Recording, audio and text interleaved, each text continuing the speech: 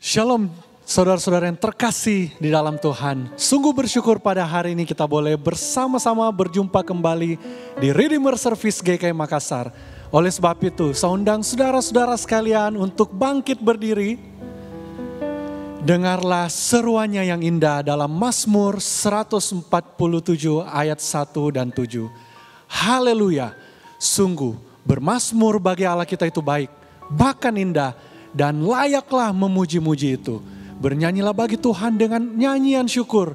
Bermazmurlah bagi Allah kita dengan kecapi. Mari bersama-sama kita menyerukan namanya. Sebab Dia Allah yang maha besar, Dia Allah yang maha kuasa, Dia Allah yang maha mulia. Segala kuasa tunduk dalam namanya. Dengan sukacita. Tuhanku maha besar, Tuhanku maha kuasa, Raja segala raja. Dia takkan tergoyahkan, Dia takkan tergoyahkan, Dia takkan terkalahkan. Dia hidup dan berkuasa. Serukan namanya, Yesus Tuhan Raja. Segala kuasa tunduk dalam namanya. Dia luar biasa, Dia luar biasa, perkasa mulia. Yesus nama di atas segala nama. Mari dengan sukacita kita punya Allah yang maha besar, Allah yang berkuasa atas segala-galanya.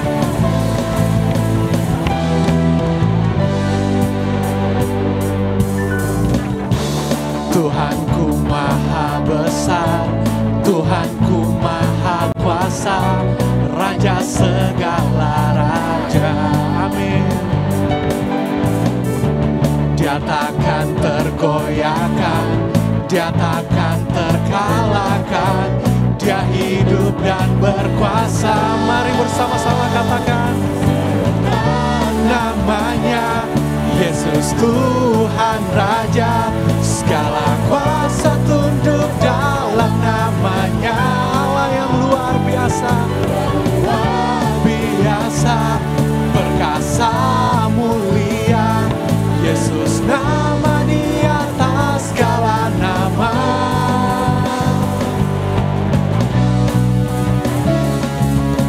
Sebab kita punya Allah yang besar, segala kuasa tunduk dalam namanya. Allah yang bersedia selalu melindungi, menjaga setiap kita. Mari kita berharap hanya kepadanya, kita serukan namanya. Bersama-sama dengan sukacita. Serukan namanya, Yesus Tuhan Raja. Segala kuasa tunduk dalam namanya. Dia luar biasa, perkasa mulia. Yesus nama di atas segala nama. Bersama serukan, serukan namanya, Yesus Tuhan Raja. Segala kuasa tunduk dalam namanya. Allah yang luar biasa, luar biasa, perkasa mulia. Yesus nama di atas segala nama. Serukan nama Yesus, nama di atas segala nama. Yesus nama di atas segala nama.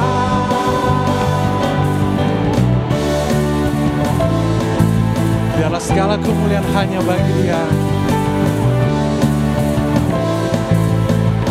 Haleluya. Tuhan, kami bersyukur kami dapat datang di hadapan-Mu Allah yang besar. Tuhan, layakkanlah setiap hati kami. Dengan berbagai kondisi kami datang ke hadapan-Mu. Namun Engkau mengasihi, Engkau memegang setiap kami. Tuhan, biarlah hari ini kami rindu boleh mempersembahkan hati kami, seluruh keberadaan kami, untuk kami dapat berjumpa dengan Engkau secara pribadi. Melalui setiap puji-pujian yang kami nyanyikan, melalui setiap rangkaian ibadah pada hari ini. Dalam tangan-Mu sajalah Tuhan, kami serahkan hati kami dan ibadah ini. Dalam nama Yesus kami berdoa. Amin. Saudara sekalian dipersilakan untuk duduk kembali. Mari kita mendekat kepada Tuhan. Di dalam setiap pergumulan kita, dalam setiap kejatuhan, ketidakberdayaan kita dapat datang kepadanya. Mari kita yang lemah dan terbatas, mendekatlah, dengarlah Dia. Dengarlah sabdanya, kau yang tak berdaya, datanglah kepadanya, kau kan dapatkan sentuhan. Inilah yang Yesus perbuat bagi kita. Yesus bayar semua hutang dosaku, dosa bagai kirmisi jadi putih bersih. Mari kita datang mengakui bahwa tiada satupun kebaikan kita dapat menyelamatkan kita. Hanya darah Tuhan yang dapat membebaskan kita. Hanya darah Tuhan dapat melepaskan kita. Mari kita bersama-sama datang. Tiadalah padaku suatu kebaikan, tapi darah Tuhanku memberikan kelepas. Bersama-sama. Yesus bayar semua hutang dosaku, dosa bagai kirmisi jadi putih bersih. Sekarang kita datang di hadapannya. Mari kita bangkit berdiri. Kita menjadi anak-anak Tuhan. Kita bersyukurlah dengan segala ucapan syukur, segenap hati kita menghadap.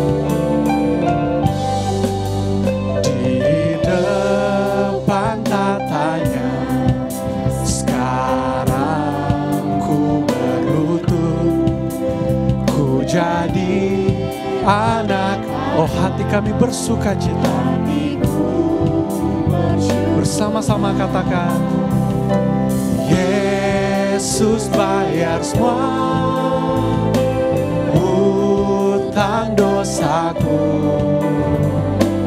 dosa bagai kirmisi jadi putih bersih. Yesus bayar semua hutang dosaku, dosa bagai kirmisi jadi putih bersih. Dosa bagai kirmisi jadi putih bersih.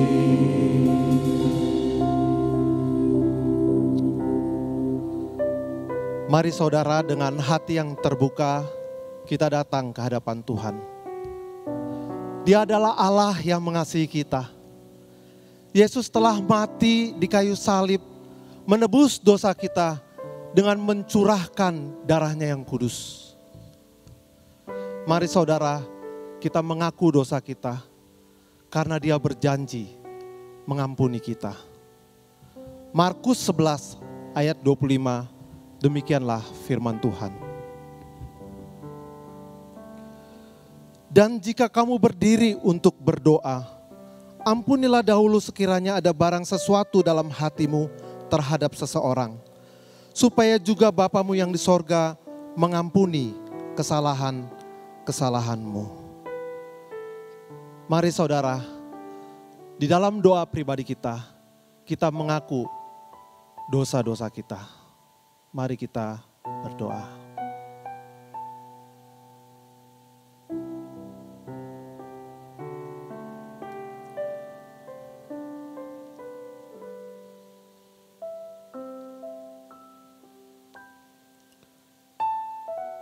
Bapa di dalam surga, kami bersyukur kepadamu ya Tuhan.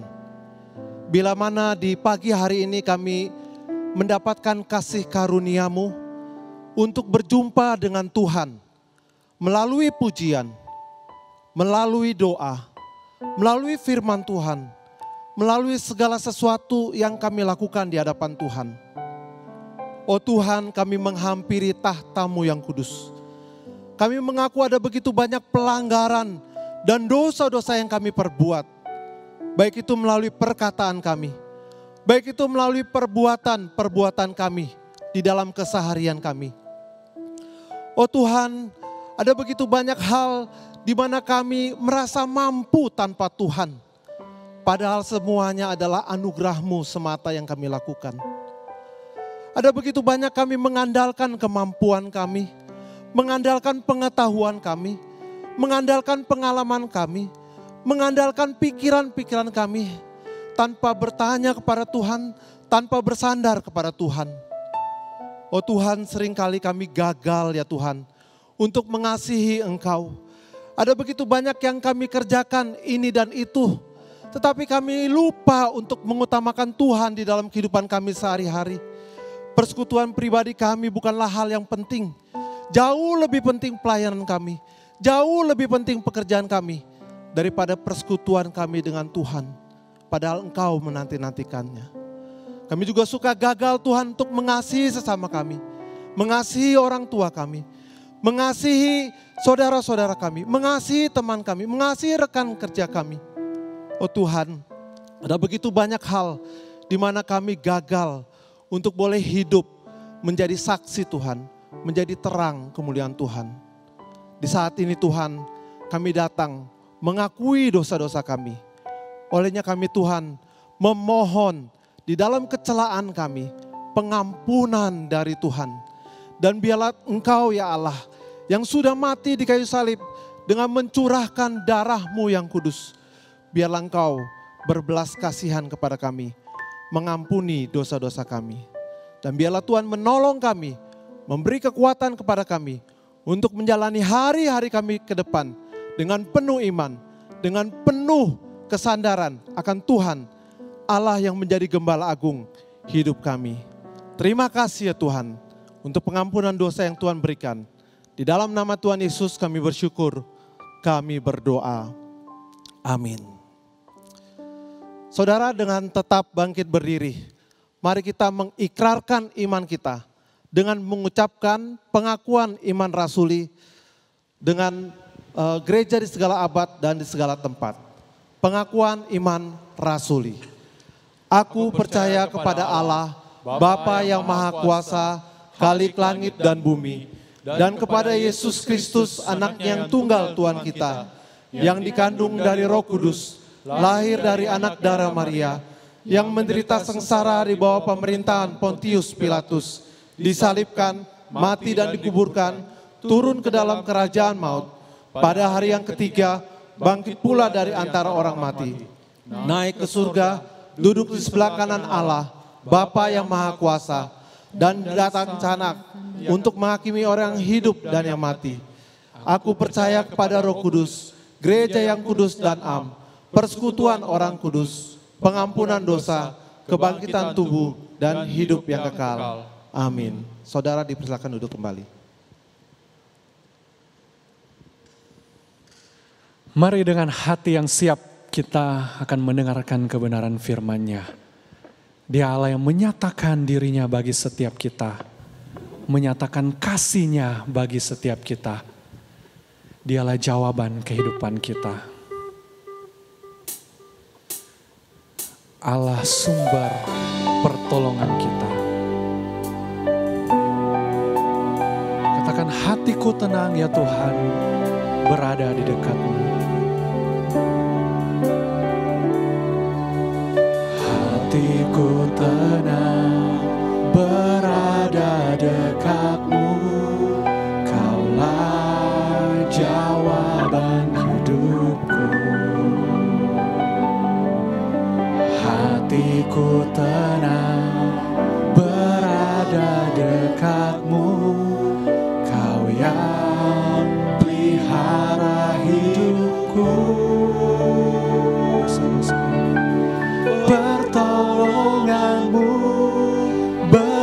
begitu ajaib, Kau telah memikat hatiku. Di saat aku tak sanggup lagi, di situ tangan-Mu bekerja. Pertolongan-Mu ya Tuhan, pertolongan-Mu begitu ajaib, Kau telah memikat hatiku. Kini mataku tertuju padamu, ku rasakan kasih-Mu Tuhan. Dengan sepenuh hati kita katakan, hatiku tenang berada dekat-Mu, Kaulah jawaban hidupku. Hatiku tenang berada dekat-Mu, Kau yang pelihara hidupku. Pertolongan-Mu begitu ajaib, Kau telah memikat hatiku. Di saat ku tak sanggup lagi, tak sanggup lagi, di situ tangan-Mu bekerja. Pertolongan-Mu begitu ajaib, Kau telah memikat hatiku.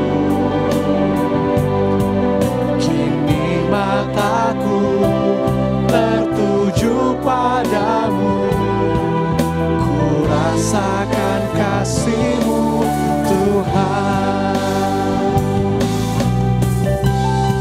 Sebab hanya dalam namanya pertolongan kita sungguh ajaib, sungguh menawan apa yang Dia lakukan dalam kehidupan kita. Saat kita tak sanggup lagi, disitulah tangan Tuhan bekerja bagi setiap kita. Mari dengan sepenuh hati kita datang kepada-Nya, bawa seluruh kehidupan kita. Pertolongan-Mu begitu ajaib, Kau telah memikat hatiku. Di saat ku tak sanggup, di saat aku tak sanggup lagi, di situ tangan-Mu bekerja. Pertolongan-Mu begitu ajaib, Kau telah memikat hatiku. Kini mataku tertuju padamu, ku rasakan kasih-Mu Tuhan. Kini mataku tertuju padamu, ku rasakan kasih-Mu Tuhan.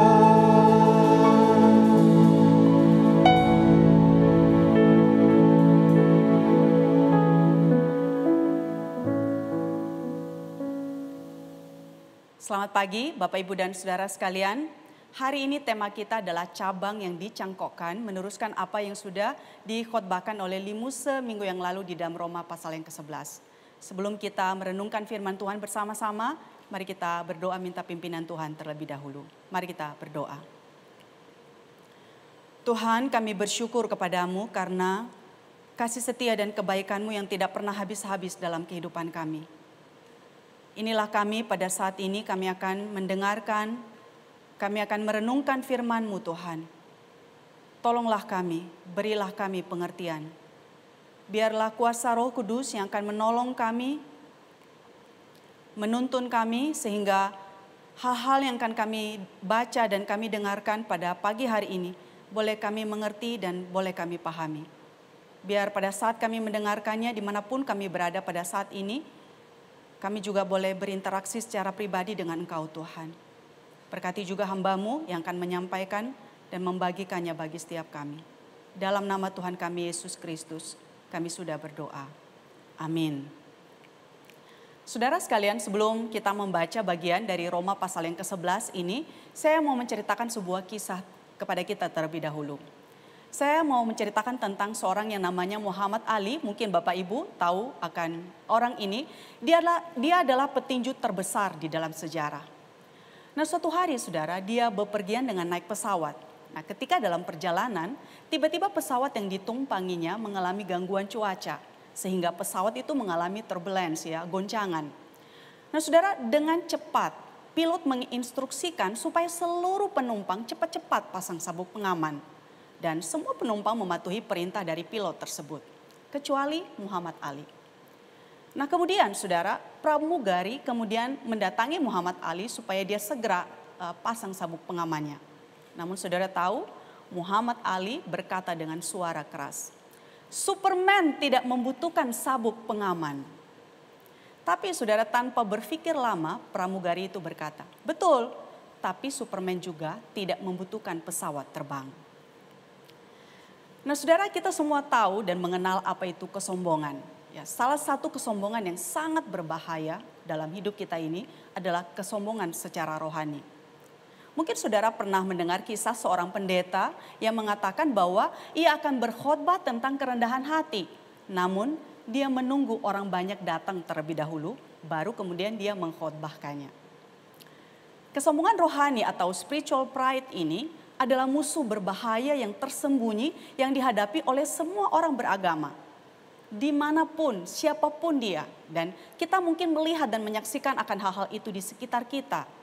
Banyak sekali kita melihat orang-orang yang kelihatannya begitu religius tapi memperlihatkan sikap, memperlihatkan tindakan orang-orang yang sebetulnya secara rohani mereka adalah orang yang sombong.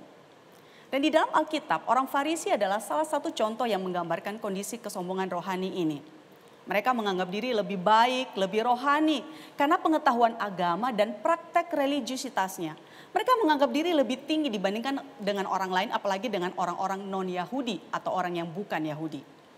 Nah, di dalam Alkitab, untuk mengkonfrontasi sikap itu, Tuhan Yesus pernah memberikan gambaran tentang seorang Farisi dan orang berdosa yang datang ke bait Allah, di mana dalam doanya itu orang Farisi berdoa. Dia bersyukur kepada Tuhan karena dia bukan seperti orang berdosa yang datang berdoa di bait Allah itu. Namun saudara, mungkin kita pernah mendengar seorang guru sekolah minggu berkata pada muridnya, "Ya anak-anak, mari kita berdoa dan berterima kasih kepada Tuhan karena kita tidak seperti orang Farisi itu." Apa bedanya saudara? Bukankah ini sesuatu yang sama saja? Nah sekali lagi hari ini tema kita adalah cabang yang dicangkokkan yang diambil dalam Roma pasal yang ke-11 ayat 17 sampai 24. Namun saya akan mengajak kita hanya membaca ayat 17 sampai ayat yang ke-20 saja. Mari kita membaca bagian ini, Roma 11 ayat 17 sampai 20. Karena itu apabila beberapa cabang telah dipatahkan dan kamu sebagai tunas liar telah dicangkokkan diantaranya dan turut mendapat bagian dalam akar pohon zaitun yang penuh getah. Janganlah kamu bermegah terhadap cabang-cabang itu.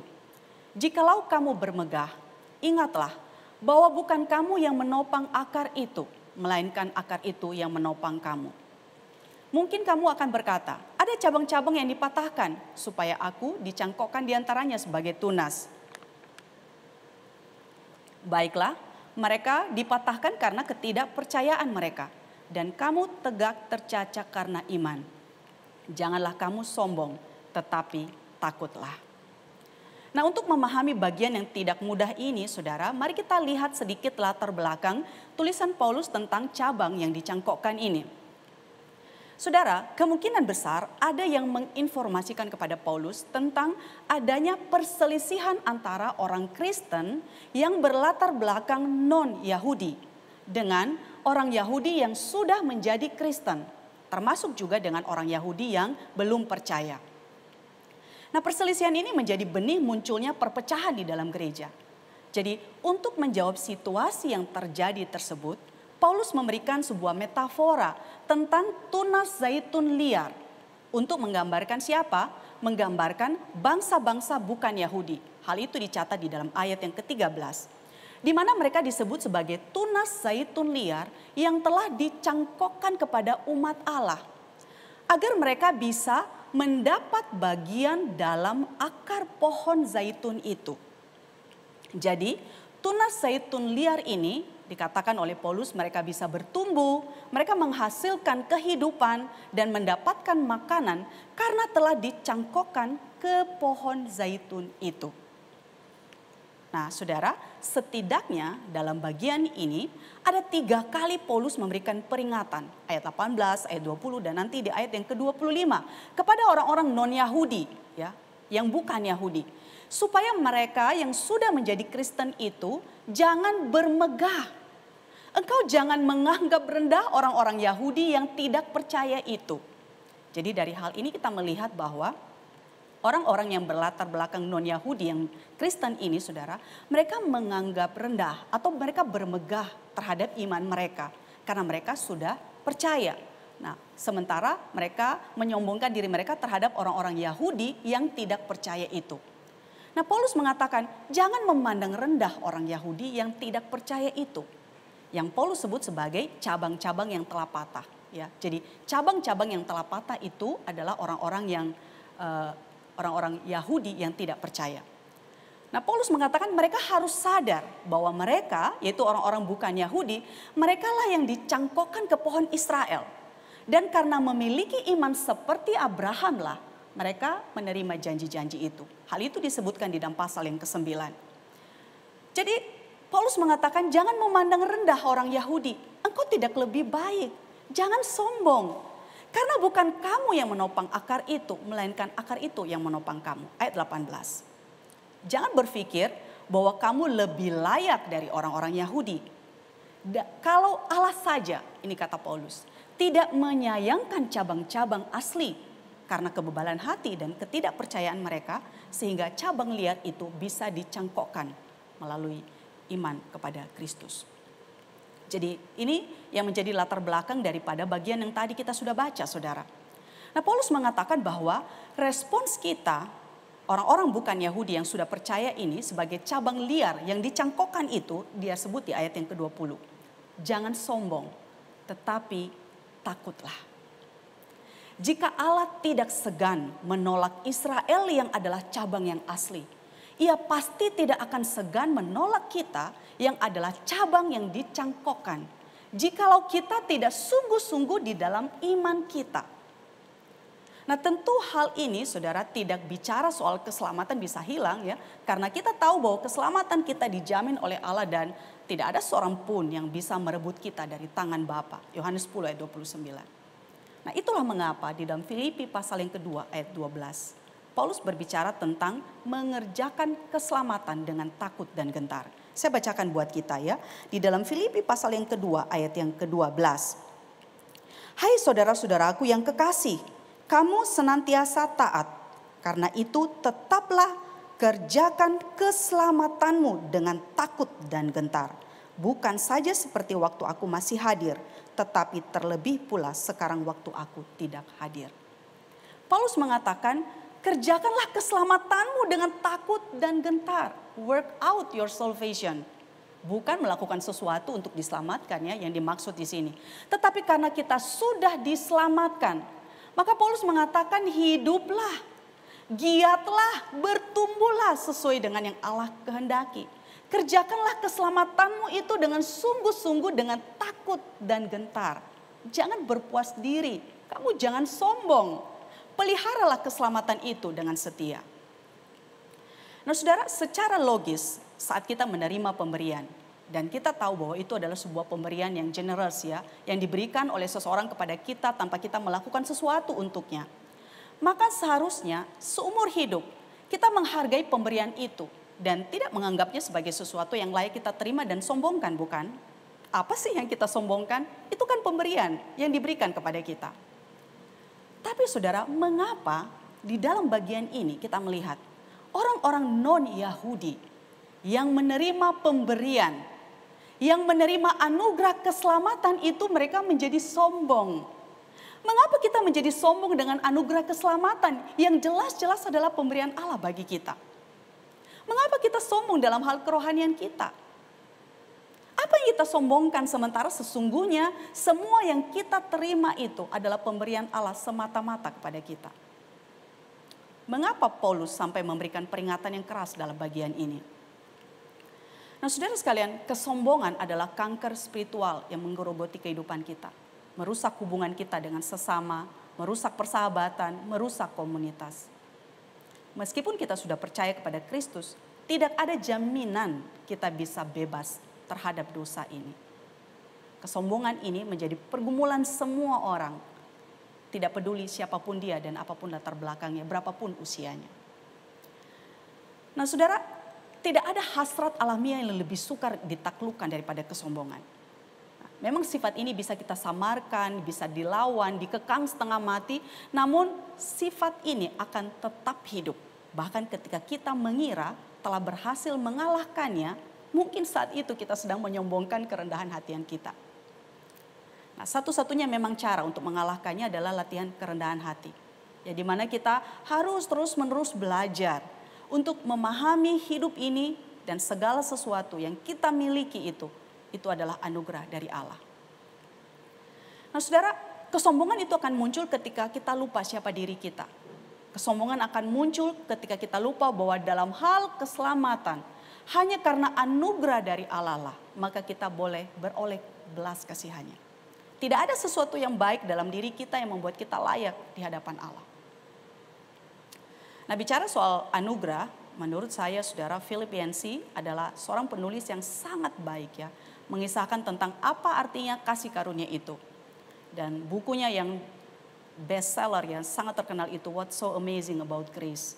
Nah, di dalam buku itu dia pernah mengisahkan kasih karunia itu dalam sebuah kisah tentang seorang gelandangan. Dan saya akan mengisahkan kembali kisah itu kepada kita untuk mengingat tentang seperti apakah kasih karunia itu. Nah, Yancey menceritakan saudara bahwa di sebuah pinggiran timur kota Manhattan itu ada seorang gelandangan yang tinggal dekat pasar ikan. Nah, tiap hari gelandangan ini mencium bau anyir, bangkai, jeroan ikan, dan truk-truk yang bising tiap hari lalu lalang mengangkut ikan di pasar itu. Nah, di pelabuhan dekat pasar itulah dia tinggal. Di situ tidak ada seorang pun yang peduli pada pria kotor yang tidur di dermaga dan tinggal di belakang pembuangan sampah. Nah, suatu pagi saudara, ketika para pekerja melemparkan belut dan ikan pada truk-truk sambil mereka berteriak ya satu dengan yang lain, gelandangan itu bangun dan dia mengaduk-ngaduk tong sampah. Mencari makanan di tong sampah sepagi mungkin, itu akan memungkinkannya untuk bisa mendapatkan hasil yang lebih baik. Kalau dia lagi beruntung, dia bisa mendapatkan roti utuh. Kadang-kadang bisa dapat kentang goreng, kadang-kadang bisa dapat pizza yang baru digigit sedikit. Dia kemudian makan sekenyangnya dan memasukkan sisanya ke kantong kertas coklat miliknya. Botol-botol dan kaleng ia tumpuk di dalam kantong plastik di kereta dorong yang sudah berkarat itu. Saudara, ketika dia sedang di dalam perjalanan, dia melihat dan memungut barang-barang bekas karena itulah pekerjaannya setiap hari. Ia tiba-tiba melihat tiket dari lotre minggu lalu tergeletak di atas setumpuk selada yang sudah layu. Ia hampir membiarkan, tapi kemudian dia memutuskan untuk memungutnya dan dia memasukkan itu ke dalam sakunya.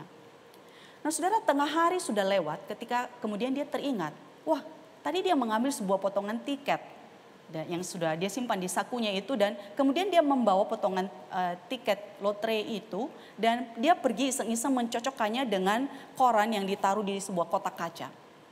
Saudara tahu apa yang terjadi? Dia cocokkan angka di lotre itu ya. 3 angka sama, angka keempat, angka kelima, angka ketujuh, semuanya sama saudara. Kemudian dia berpikir tidak mungkin, kejadian seperti ini tidak mungkin terjadi padanya. Seorang gelandangan tidak mungkin memenangkan New York Lottery. Ya, hal itu tidak mungkin terjadi, dia sulit sekali untuk mempercayai bahwa ternyata angka yang ada di kertas tiket yang dia miliki itu persis sama dengan pemenang lotre hari itu. Tapi itu benar saudara.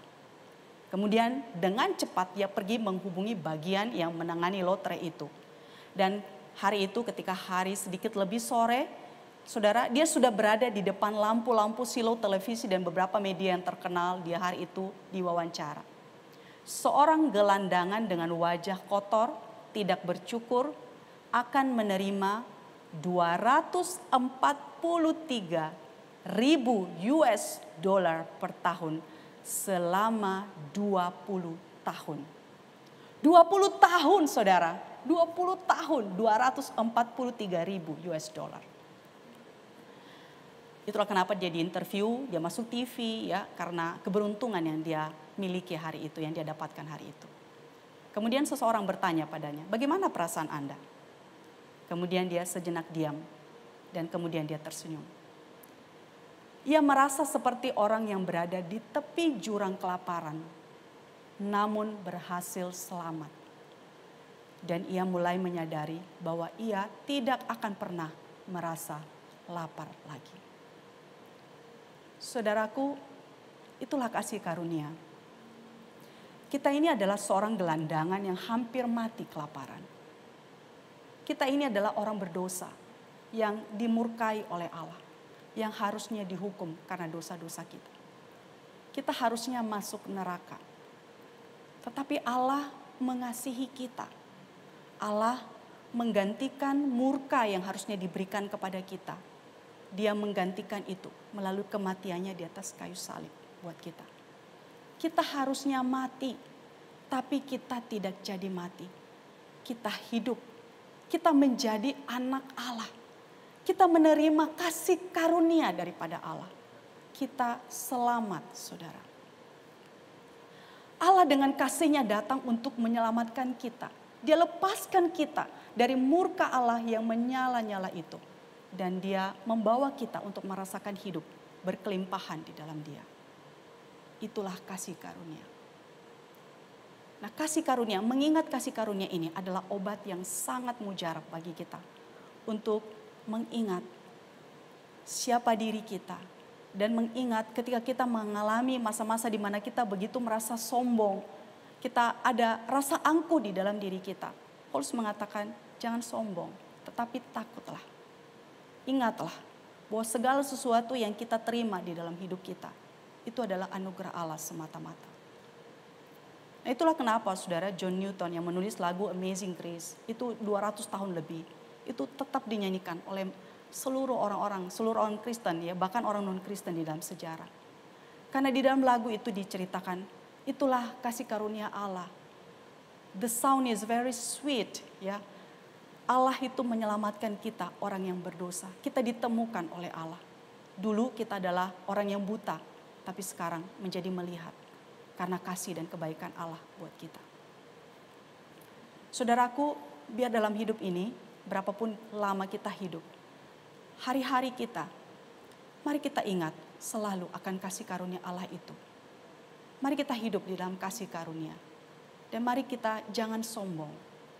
Karena kita yang adalah orang-orang non-Yahudi ini adalah sesungguhnya tunas zaitun liar yang dicangkokkan ke pohon zaitun itu. Sehingga kita boleh beroleh kasih karunia daripada Allah. Kiranya Tuhan menolong setiap kita. Mari kita berdoa.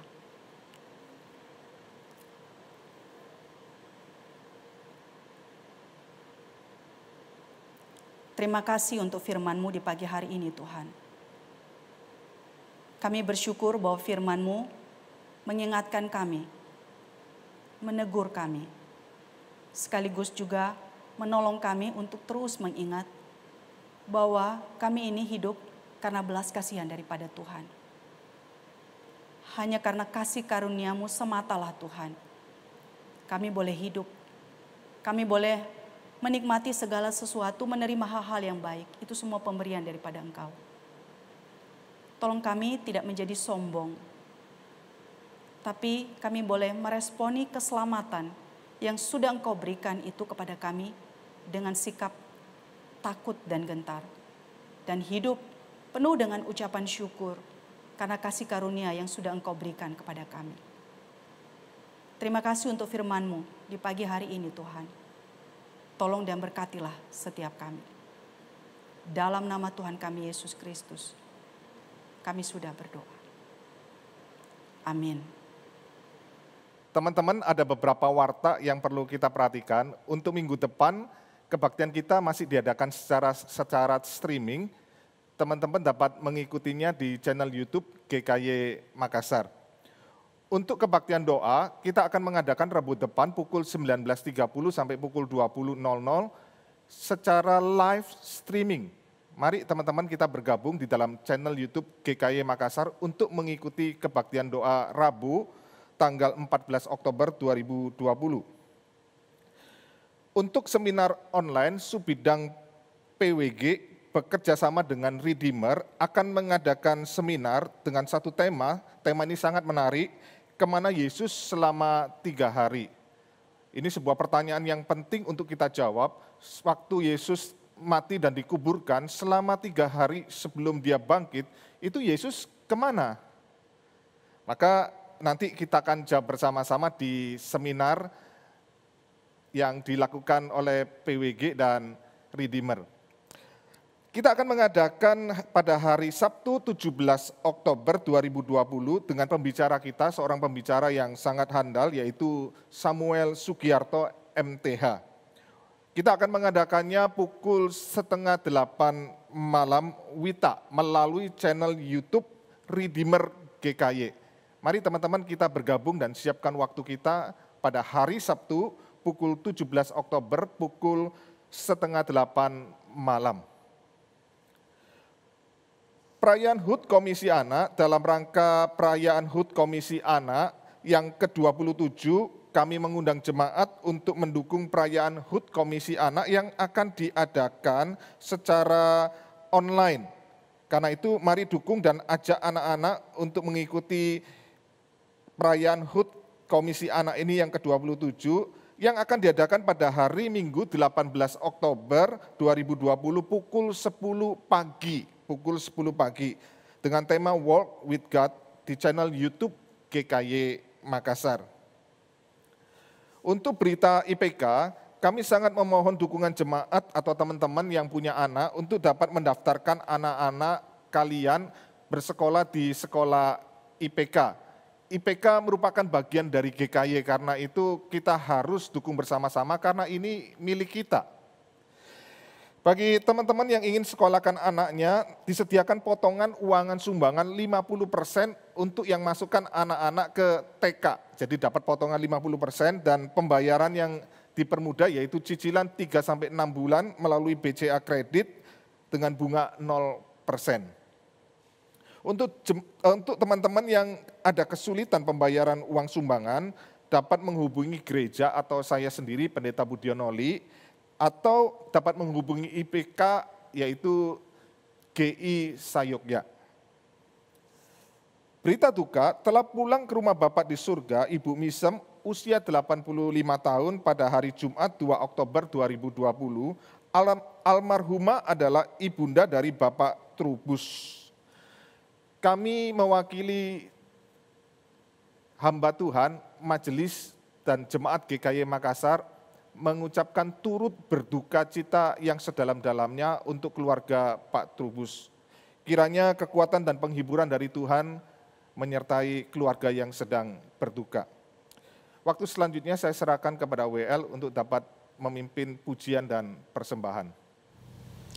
Kita telah dikuatkan oleh firman Tuhan dan saat ini kita akan memberikan persembahan segenap hati, segenap jiwa kita hanya untuk Tuhan.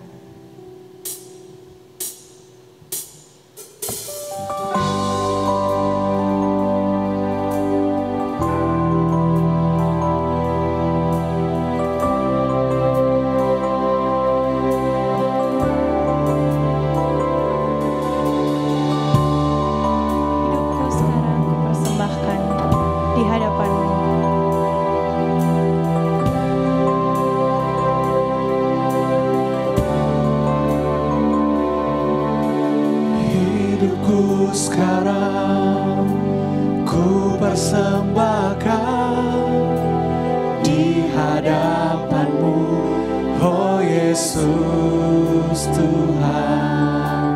Terimalah sekarang persembahanku, korban yang harum yang menyenangkan-Mu. Segenap hatiku, segenap jiwaku, kan ku sembah Kau Yesus Tuhan. Sembah Kau Yesus Tuhan. Kan ku sembah Kau Yesus Tuhan. Tak berubah selamanya cinta kasihku padamu. Ku mau hidup selamanya untuk senangkan hatimu. Tak berubah selamanya cinta kasihku padamu. Ku mau hidup selamanya untuk senangkan hatimu, Tuhan.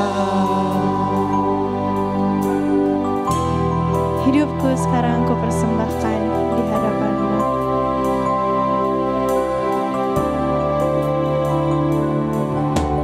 Hidupku sekarang ku persembahkan di hadapan-Mu, oh Yesus Tuhan.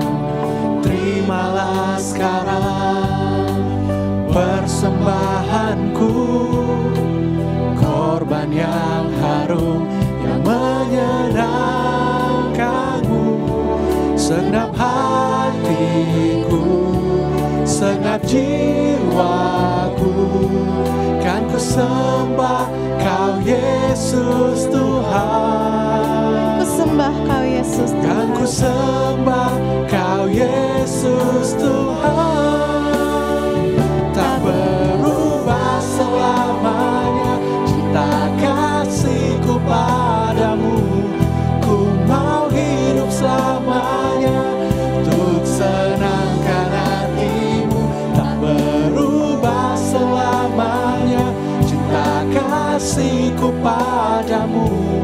Ku mau hidup selamanya untuk senangkan hatimu. Cinta kasih Tuhan kepada kita, segenap hati, segenap jiwa kita akan puji. Berubah selamanya cinta kasihku padamu. Ku mau hidup selamanya untuk senangkan hatimu. Tak berubah selamanya cinta kasihku padamu. Ku mau hidup selamanya untuk senangkan hatimu, Tuhan.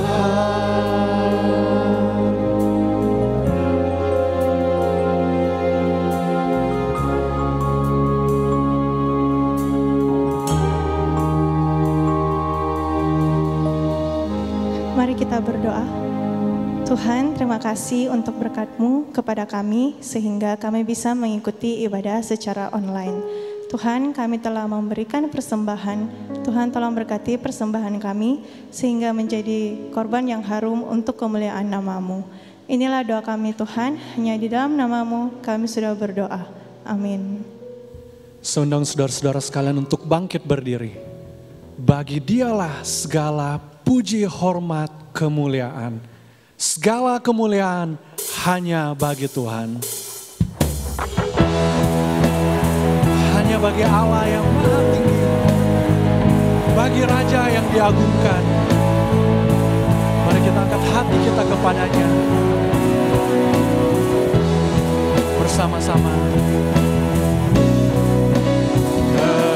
Kemuliaan bagi Tuhan di tempat maha tinggi.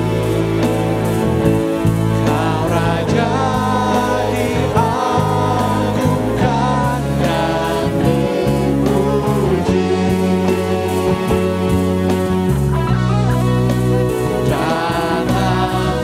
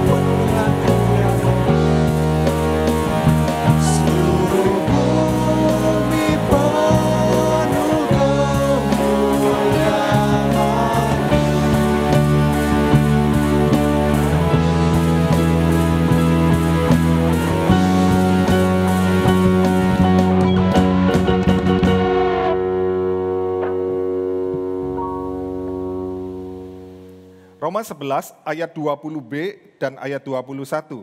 Janganlah kamu sombong, tetapi takutlah. Sebab kalau Allah tidak menyayangkan cabang-cabang asli, Ia juga tidak akan menyayangkan kamu. Teman-teman, terimalah berkat dari Allah Tritunggal. Kasih yang sempurna dari Allah Bapa, anugerah yang begitu ajaib dari Tuhan kita Yesus Kristus, persekutuan pimpinan dan penyertaan dari Roh Kudus, menyertai teman-teman sekalian dimanapun engkau berada, dari sekarang sampai selama-lamanya. Amin.